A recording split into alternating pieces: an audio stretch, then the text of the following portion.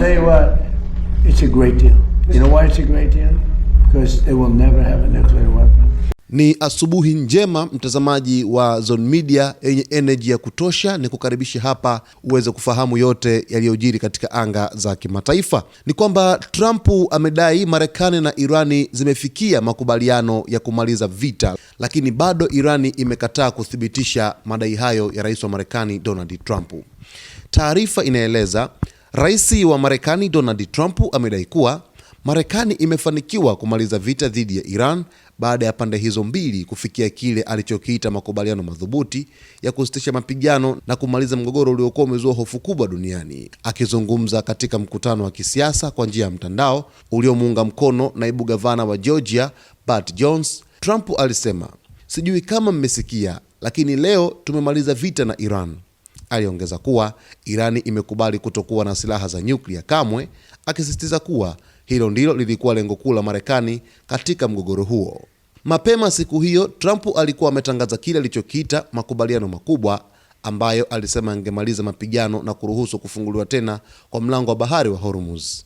Pia alisema makamu wa rais wa Marekani JD Vance huenda akahudhuria hafla ya kusainiwa kwa makubaliano hayo barani Ulaya katika siku chache zijazo. Trump pia alifichua kuwa Marekani na Irani zimekubaliana juu ya kile alichokiita memorandum yenye nguvu sana ya maelewano kwa lengo la kusitisha vita.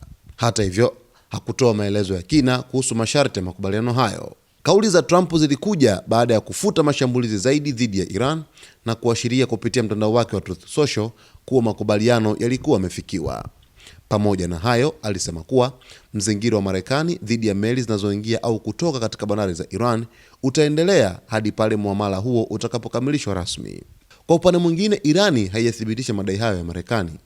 Msemaji wa Wizara ya Mambo ya Nje ya Iran, Esmail Bagei, amesema kuwa Tehran bado haijafanya uamuzi wa mwisho kuhusu makubaliano yoyote, huku akieleza kuwa taarifa zinazozungumzia kufikiwa kwa makubaliano ni tetesi na uvumi tu.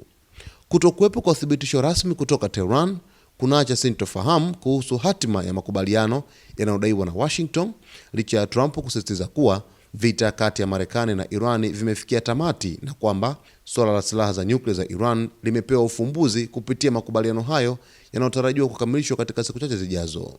Sasa jana ilikuwa ni sekeseke kubwa kati ya Trump pamoja na Iran, kwa sababu Trump jana awali kabisa alitishia usiku wa kuamkia leo kwamba Marekani itafanya mashambulizi makubwa nchini Iran, na akasema kwamba mashambulizi hayo yataambatana na operesheni ya kukiteka kisiwa cha Kargi, sehemu muhimu sana uti wa mgongo wa nishati nchini Iran ya mafuta pamoja na gesi.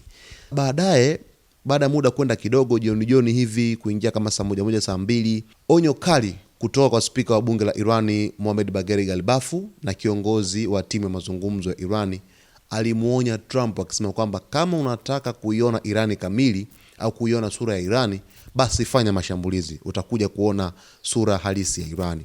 Baadaye Trump akaja kusitisha mashambulizi hayo, akasema kwamba Marekani haitashambulia tena Irani usiku wa leo kwa makubaliano ya kidemokrasia yaliyohusisha nchi za Israel, lakini Marekani na Irani wenyewe, Qatar, Umoja wa Falme za Kiarabu, Jordan, Bahrain, Kuwait, Iraq, Pakistan pamoja na nchi nyinginezo katika ukanda huo wa Mashariki ya Kati. Yaani hapa alijumlisha nchi zote zilizopo Mashariki ya Kati. Baadaye kidogo Trump akasema kwamba tumemaliza vita na Iran. Sasa Iran yenyewe imekanusha, akasema kwamba huo ni uvumi na hakuna makubaliano yoyote au uamuzi wowote ambao umefikiwa na Iran hadi hivi sasa. Tusubiri tuone, muda utaamua jinsi ambavyo taarifa zitakavyotoka, na sisi mtazamaji wetu tutakupa kile ambacho unastahili kukipata hapa Zone Media. Usiache kusubscribe channel yetu, kulike, kucomment pamoja na kushare.